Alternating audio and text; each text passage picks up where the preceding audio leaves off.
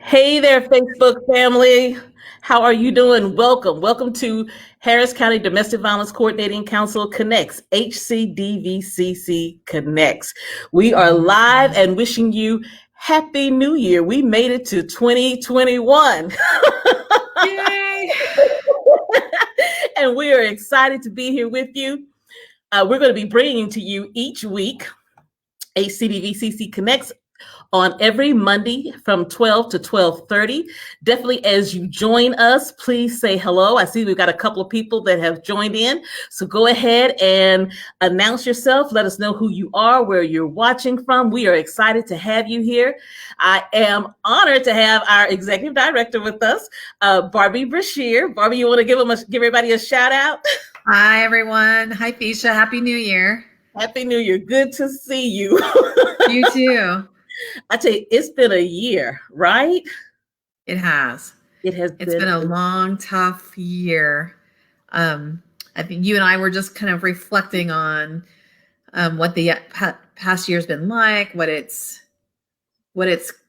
brought to us, what it's forcing us to learn, what it's showing us, and some of the not so great gifts that it has given us. Yeah. And also it's given us some good gifts too. Yes, it has. Yeah. I think one of my connections on social media, I love what she said. And actually she's with Fresh Spirit, Patrina. She had posted, from Charles Dickens, I believe, it was the worst of times. It was the best of times. Yeah. And when I read that, I thought, yep, that pretty much sums up 2020. It sure does. It sure does. Yes. So again, I want to thank everyone for joining us. This will be a weekly broadcast. I'm not sure. I think with the StreamYard, we may or may not be able to see if you make a comment. So do me a favor. If you're here, make a comment, because I know sometimes you have to do an approval or something. That just crossed my mind, that you have to do an approval. So again, if you are here, just simply put hi in the chat box, so that way I know that you are hearing us and that also you have the ability to chat with us. And with that, I'm going to go ahead and move us on. I want to share with you the purpose of HCDVC Connects. HCDVC Connects. And it is a weekly Facebook Live show to connect with the organization's community partners. And you are our community partners: law enforcement, educators, healthcare providers, those who are working in the judicial system, those who are working in the faith-based community. So it's so very important that we stay connected with you, especially during this time. And because of social distancing, wanting to be responsible, not being able to come together with you face to face, we want to maintain that level of connection. And so some of the things that we'll be bringing to you each Monday will include weekly programming that highlights systems such as the judicial system, the healthcare system, education, faith-based community, also providing you education on domestic violence, and also sharing agency updates. And please feel free to let us know what other types of things that would be beneficial and of value to you. So today we are this whole month, we're going to be focusing on women and money. Women and money. January is Poverty Awareness Month. Poverty Awareness Month. And I just want to give some statistics when it relates to women as far as women and their finances. However, overall, because our agency is dedicated to serving survivors of domestic violence, just a reminder that 1 in 3 women will experience domestic violence in their lifetime, and 1 in 4 men will experience domestic violence in their lifetime, according to the Center for Disease Control. And in talking about domestic violence, I think it's important that you all know that 45% of women will stay in an abusive relationship due to not having a stable home to flee to. And so many times people ask, well, why does she stay? Why doesn't she just leave? Well, again, 45% of women who are in abusive relationships are staying because they don't have a safe place in which to go.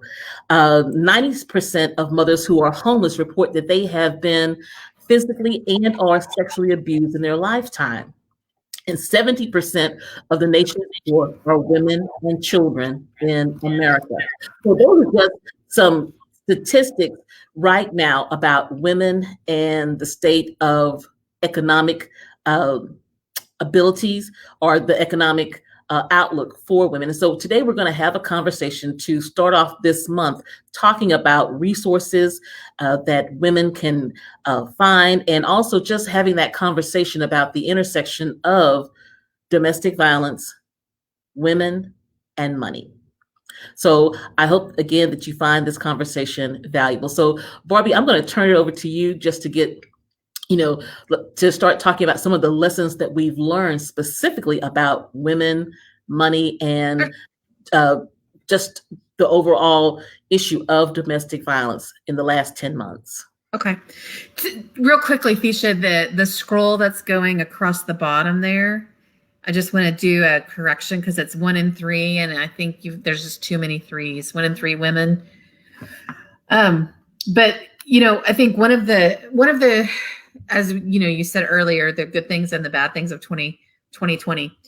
One of the great things that happened in 2020 is that the financial relief that came with the federal CARES Act brought some financial relief to survivors in the form of some flexible funding right here locally. I know it happened across the nation. I'm part of some national calls with other communities where they've gotten flexible, so the same, CARES Act money and also private philanthropy money to actually give financial support directly to survivors and communities. So it's not something that's just happening here locally. But what did happen here for Harris County is that HCDBCC became a pass-through organization for flexible funds. So we received over $3 million of both some private philanthropy dollars. About 500,000 of that was private philanthropy dollars. And then the rest was through some county dollars, and then the CARES Act through the county to provide direct support to survivors so that they could do things like pay their rent and their utilities. And it assisted women with getting access to a hotel because shelters were full. Shelters are typically always full here in Harris County because of the pandemic and the need to distance families in shelters. Space in shelters became even more of a commodity than ever. So the use of hotels and getting folks access to safety within hotels was a resource that was greatly used by the domestic violence organizations. And these funds helped do that. But beyond that, it also gave food assistance. All of us saw the images of the lines at food banks and food giveaways, whether it was HISD or the food bank itself or the local churches. Folks are experiencing greater economic crisis because of the pandemic and the need for just basic food every day to feed your family. It increased greatly. So some of these dollars were used to support families in that way. We were able to give folks gas money and extra money to buy PPEs for their families so that they could have a mask and cleaning supplies and things like that. So that to me was one of the great things that happened because of the pandemic. The economic stressors, again, increase the triggers for domestic violence, right? When there's stressors in families and violence is used to relieve those stressors. When you increase economic stressors, that makes things even worse. We definitely have seen that in our community. Calls have gone way up for even law enforcement assistance to the hotlines. Homicides have gone up. So we've seen all the negative impacts of the pandemic and the effects on domestic violence. I think the pandemic has shined the light on domestic violence nationally. It's something that is talked about more now, that doesn't mean it's a new problem. It is a problem that has existed in our world for all of my lifetime. It's something I don't think will end in my lifetime, but I hope that it does end in our daughters' lifetimes. Right. So the other thing that I think is important to acknowledge and us to think about as systems and organizations and as a community really is, how do we begin to shift that burden and responsibility for staying safe and having economic empowerment away from the person who's being victimized, and the onus and the accountability for the person that's using violence, and how do we help the folks that are using violence in their lives to no longer use violence? And I think we had frozen the internet had did something kind of funny there. So you may want to say that one more time. And hey, Rose Luna, thank you for joining us. Oh, big shout out to Tasa, who was a huge help to so many agencies economically with providing technology packages. Way to go, Rose. You rock. Thank you for doing that for so many of us in this very challenging time. That only, not only help the agencies, but of course, as you know, when agencies have better access to technology, they're better able to serve those that we're serving. So what I was saying before the pause was just this need to shift the onus and responsibility for predominantly women who are the victims and survivors of this violence, shifting that burden of them fixing whatever that problem is. And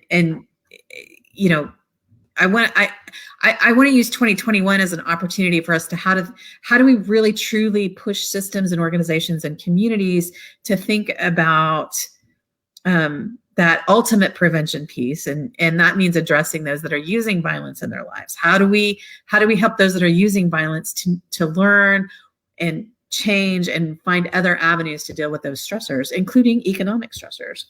Yeah. And in the conversation, again, being mindful that economics does play such a big part in domestic violence, and it plays such a big part in women's lives. I'd like to, I don't know how to put it. I want to definitely put out to our community partners about being able to reflect and think about, in light of all the lessons that we've learned in 2020, how do we empower women? How do we help women from a place of prevention to position them to have more economic financial literacy?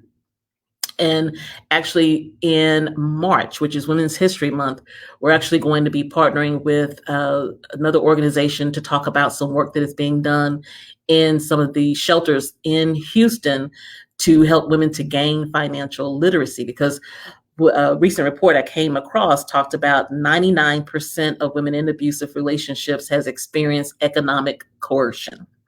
And there was actually a bill passed last legislation in 2019 related to economic coercion. And so, again, just following that whole idea around the fact that we know that many women, again, 45% of women are going to stay in abusive relationships because they don't have a safe place to go, because they don't have the money. And what I'm finding is that many times they don't have the money, or the fact that their partner in the past, as part of the abuse, has manipulated their finances. So now they have a low credit score. And because of the low credit score, they're not able to get into an apartment, or the apartment they are able to get into, you probably wouldn't wish that place on your worst enemy. Well, they have broken leases, right? Or they owe money on back leases that they weren't able to take care of. and adding to all of that, also a huge barrier that we're experiencing as women are looking for housing through the rapid rehousing programs for survivors of domestic violence is not meeting the basic income requirement to lease in the first place. Some leasing organizations are requiring 2 to 3 times the rent in order to lease. Is that me frozen or you, Thisha?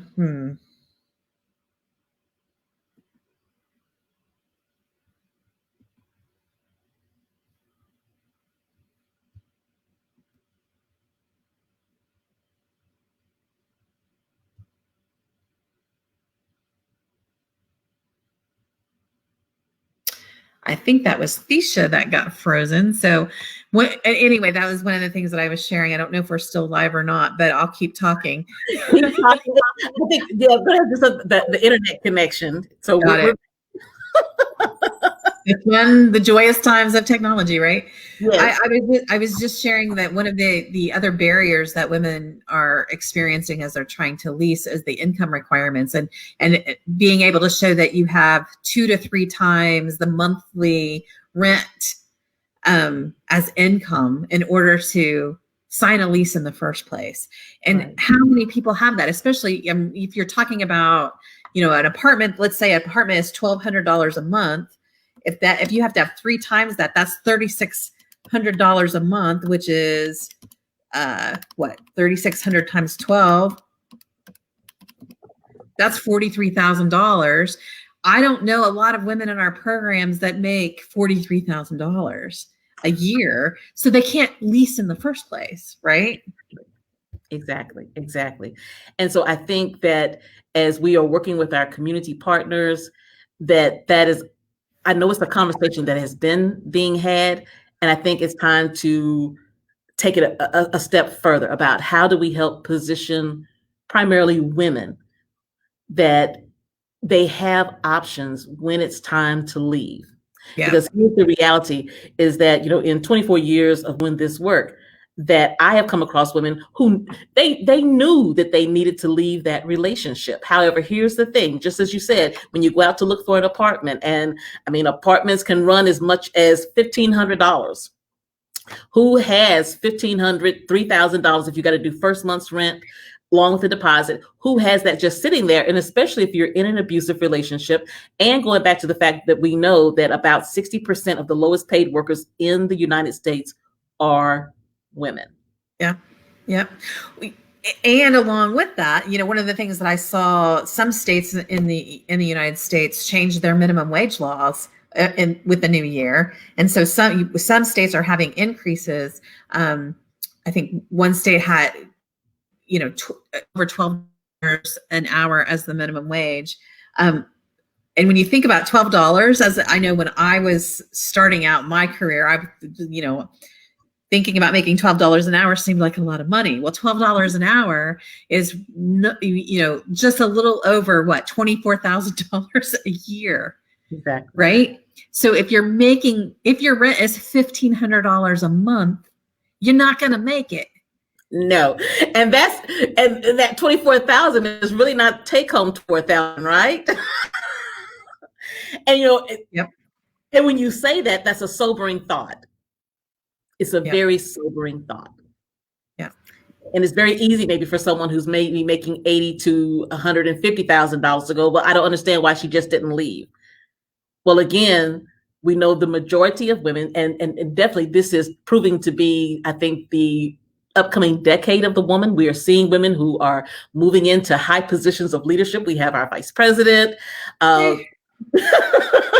So we've got women who are definitely stepping up the game. However, still, based on the research that I've been doing, still, as we move into 2021, still 60% of the lowest paid workers in this country are women.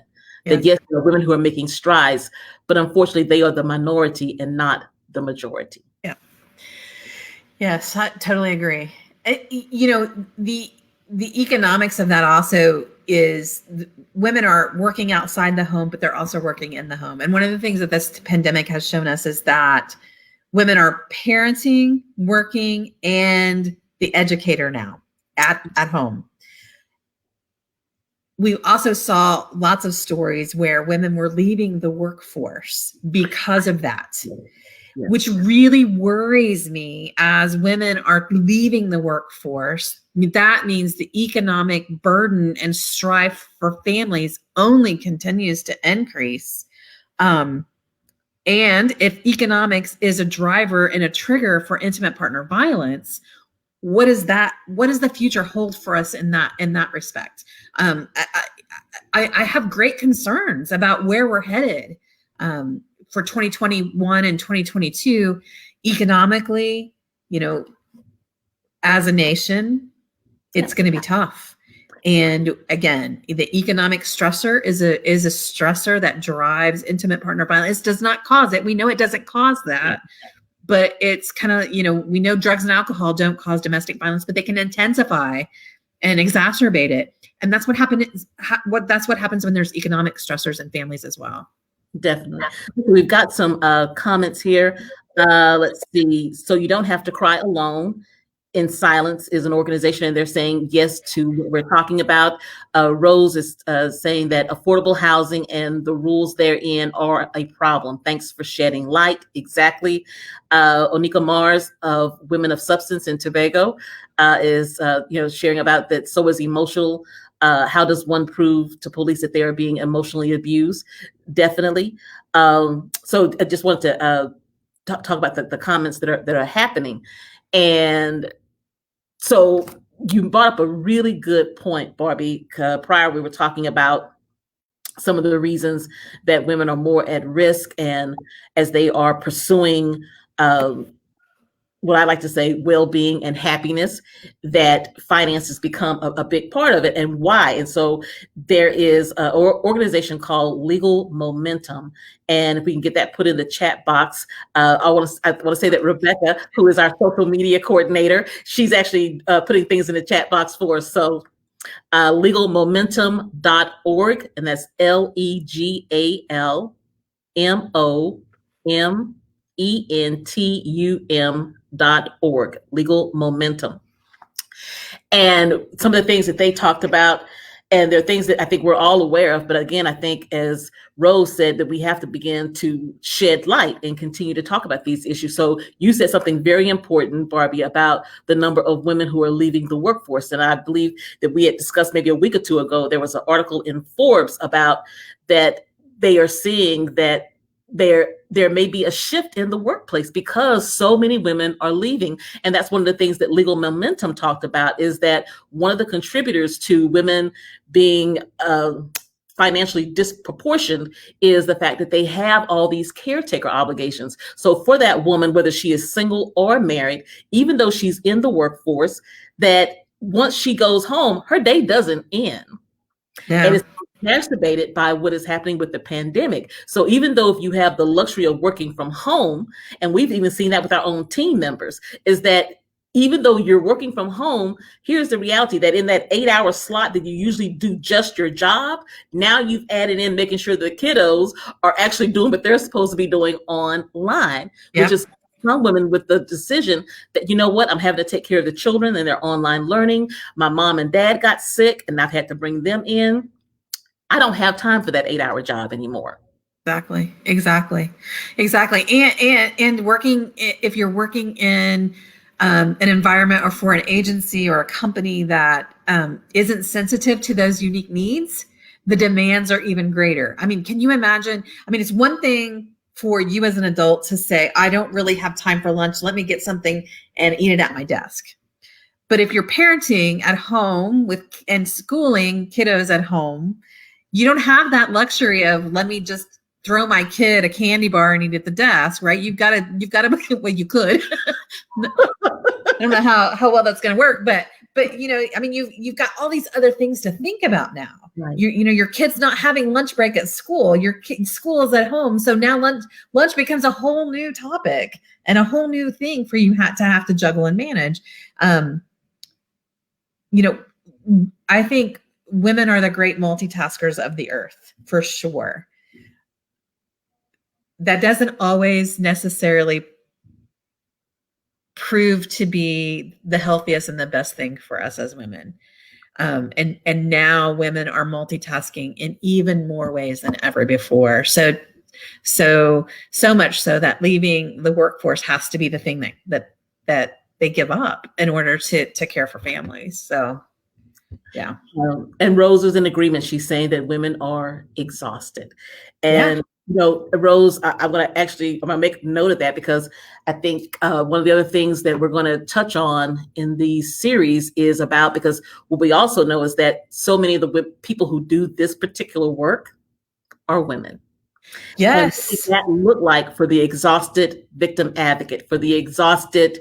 Well, we also don't make it okay for us to say we're exhausted. Yeah. We just have to keep going and keep doing, right? Because kids are still there. Everything is still there. So for women to even take the time to say I'm exhausted, it's not allowable. Yeah. And I honestly, I'm so glad Rose said that, because I think so many of us are feeling it and don't have ways to deal with that. Yeah. And then if you add on sexual or domestic violence on top of that, women that are dealing with all of the things that we're dealing with as a nation, but then you add on the trauma as the other layer of that and the complexity, my heart gets so full. Just thinking about what women in these families are really struggling with. Right.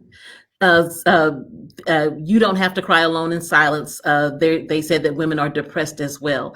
And I think that goes hand in hand. You're exhausted, and yeah, definitely depression sets in. And so I think there's like two different conversations that go on. There's the one conversation of those who are our community partners and doing this work, who are women, and then the women that we are serving. Yeah. And I think those are two conversations that are the same and different, and really worth exploring. As service providers, how are we meeting the need of those who are doing the work, who are exhausted and they're still hanging in there? For those who don't have the option of quote unquote social distancing in the way that we say, for those who are working in the shelters, right? Yeah. They're exhausted because they're also trying to keep their families safe, but they're also showing up to make sure that those individuals who need a safe place to be, right? Yeah. And then for those who are experiencing the violence, that they are tired, but they're having to every day get up and deal with the emotional abuse, maybe the physical abuse. They're having to deal with not having the money that they need, and they're tired, right? And they're depressed. It's a lot. It is a lot. Yeah. The cups are being emptied, and we haven't found really good ways of filling them back up. Yeah. My hope is that we are able to find ways to do that for each other. Tisha, just you and I having a conversation and being real with each other about the problems and the challenges and the struggles, and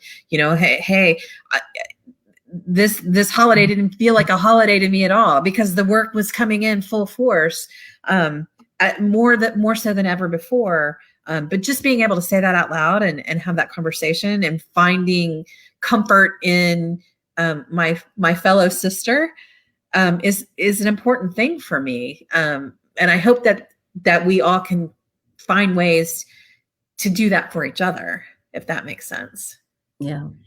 Let's see, Rose, it almost feels like a privilege to stop and say, I'm exhausted. Most just keep pushing through, trying to survive. So true. Yeah. Jamie Wright, that is an absolute separation of the two conversations impacting the same issue. Very good. For sure. So, and I want to thank all of you for joining in and definitely sharing your thoughts. If you have questions, and please feel free to express your thoughts around this conversation. Again, the whole idea of HCDVCC Connects is an opportunity for us to keep that relationship going. And I think that even just having this conversation today, that it can add validity to what maybe some people are feeling. And it also helps us to be able to say, if we're feeling exhausted, if we're tired, imagine what it's like for those that we are serving. But Yeah. also, again, to again be mindful of those of us who are doing the work. So I think, again, Yeah, and let's give each other some grace. I think we're real quick to point out all the problems, like this organization or this person didn't do this, or they said this, and it was, but how do we operate with some grace that yes, we're tired, but it's not a but. Yes, we're tired and we're continuing to give. And we're tired and we're continuing to give, yeah, right? exactly. And Jamie, she says, "Thank you. I'm a survivor." Thank you, Jamie. Thank you so much. Thank you, Jamie. Yeah. Um, well, I think the conversation kind of took on a life of its own, and and that's a good thing. Um, and going back, you had, gave a shout out to Rose Luna about how TASA, which is the Texas Association Against Sexual Assault, uh, provided resources for us to stay connected using these types of platforms, social media. And so I'm just glad that we have this vehicle to stay connected to our community, because even having this conversation online, it shows that these are things that people are feeling, these are things that people are experiencing. And so, yeah, I just not probably not being very clear, but it's nice to have a sense of community. And I think Absolutely. for me, that's what the Harris County Domestic Violence Coordinating Council is about nurturing community. Yeah, Yeah. for sure. Again, I'll say it again. I say it all the time, but that favorite quote of mine from Helen Keller, alone we can do so little, together we can do so much. Um, it's, I know that I'm not alone because I have, this beautiful group of colleagues and this beautiful community of people, all throughout, throughout Texas and even throughout the United States. There's somebody that I can connect to, when I need to, and that's my hope also for survivors and victims and women that are suffering in silence. I hope for them that they can find somebody that they can connect to. What's that one person that they can reach out to and just not be alone and share some of the hurt and the pain, and know that the whole reason that we're here and that we exist is for that reason only, is to improve that, make hope for the better for folks, and help folks really find healing and find some safety, in all manner of safety, not Yeah. just physical, but emotional and financial and spiritual, and all of those spaces where safe touches. Exactly. Well, we're going to start wrapping up, and I love everything that you said. Let me see. Let me go back to the chat box to see. Uh, you don't have to cry alone in silence says that knowing there is a community who cares and love and is fighting for the victims and survivors is refreshing. Thank you. I am a survivor, and I didn't know where to go at that time. Thank you. Wow. You're very welcome. Yeah, and your words are so empowering and powerful, and thank you for being here, and thank you for sharing. Yeah. Well, throughout this month, we are going to be talking about that economic safety piece, because for me personally, I do believe that so many individuals, women and men, stay in an abusive relationship because they just don't have the financial resources in which to uh, effectively leave. We know that the average person will leave 7 to 11 times, and I believe that children and finances are the top reasons that people will choose to go back. And here's the thing, is that children and finances are so intertwined. Agreed. Go ahead. No, go ahead. Well, I was just going to say, and my challenge in that is, how do we begin to shift the economic resources so that she never has to leave in the first place, so that she can be safe and supported in an environment where she's at, and safe and supported in all those ways, physically from that person who's using the violence, financially from the bills and the, all the things that are coming. Because if we can shift that whole paradigm of having to leave as not being the answer, but being safe where you are, that's a whole new, for me, that's just a whole new approach to think about how we're doing what we're doing and why we're doing what we're doing. And again, I love having you on here today, because something I've heard time and time again, when I'm out doing training and having community conversations, is that I will hear women say, well, why do I have to leave anyway? Why am I having to disrupt my life? I'm not the one who's causing the violence. Yep. Yeah. Yep. Yeah. Yeah. Well, I am looking forward to 2021. Again, I think we have learned so many lessons in the last 10 months of this year. And kind of going back, though, about that idea about that, in my opinion, the top reasons that individuals aren't leaving, and specifically women, is around the finance and the children. Childcare. That's another one of the things that Legal Momentum talked about.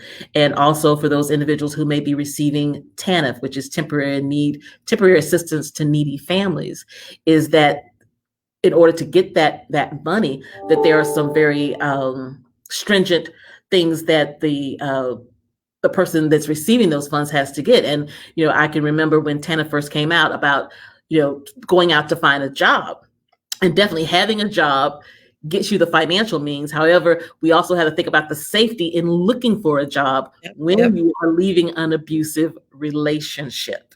Yep. Right? For sure.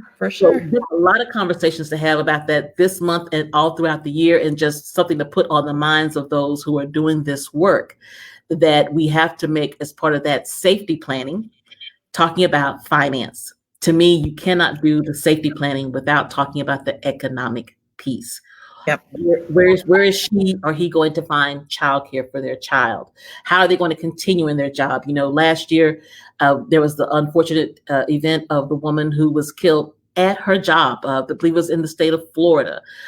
She had left her partner, and he came to her job and gunned her down in front of her job. So, but she needed to keep working if she was going to be away from him. However, here's the reality: by going to that job, and he knew where she worked, that became herself at risk. Yeah. How many women lose their jobs because their partner is stalking them at work? And here's the other thing: January is also Stalking Awareness Month. So just lots of things for us to think about. And if you have thoughts about it, definitely, inbox us. I'll put in my email address. It's Thesha Jenkins at hcdvcc.org. Thesha Jenkins at hcdvcc.org. And let us know your thoughts. Let us know your thoughts about, if you are a survivor, if you are someone who's in an abusive relationship, what are your challenges around making that decision to leave, as it relates to finances, as it relates to having affordable childcare? If you are a service provider, what are some of the challenges that you're having? Because here's the thing: the whole idea of the Harris County Domestic Violence Coordinating Council is for us to come together and see how we can address these barriers. Will they be addressed overnight? No. However, we want to get that input. We want to know what people are thinking, what you're experiencing, so that we can work collaboratively together. Next week, our guest is going to be, let's see, got my notes here, Brandy Lowry, and she is a staff attorney with the Lone Star Legal Services. Brandy Lowry with Lone Star Legal Services, and she's going to be talking about an innovative process that the Lone Star began in 2020, and it is partnering attorneys with social workers. Because recognizing that many times the attorneys, as they were working with clients who were coming in, and specifically those with domestic violence, that there were so many other resources that the client needed. It wasn't just the legal services of getting the protective order, getting the divorce, the child custody. However, they needed other resources. So what they found to be something that was helpful was partnering that attorney with a social worker. So she'll be sharing information about all the services that are available through Lone Star Legal. It's not just legal services, but they're taking a holistic approach to meeting the needs of those who are in abusive relationships and seeking legal services, and also recognizing that it's just not the legal part that they need addressed. So please join us next week for that here at HCDVC Connects. Barbie, any closing remarks that you would like to make? Just a thank you. Thank you for folks that tuned in. Thank you for the women who spoke out today. And thank you, Thesha, for creating this platform and giving us ways to connect. All right. Well, everyone have an awesome rest of the week, and I will see you back here next week at HCDVCC Connects. Please like and also share this program with others that you think that would benefit. And Rose, thank you so much for being with us today. Yay, Rose. Mr. Mars, all the way from Trinidad and Tobago. Let's go back. Let me make sure that I want to acknowledge those who were here and said something. You Don't Have to Cry Alone in Silence. That organization, thank you for being here, because here's the thing. It takes all of us coming together in order to make an impact on the issue of domestic violence. Thank you, and we'll see you next week right here at 12 o'clock next Monday. Everybody have a great week.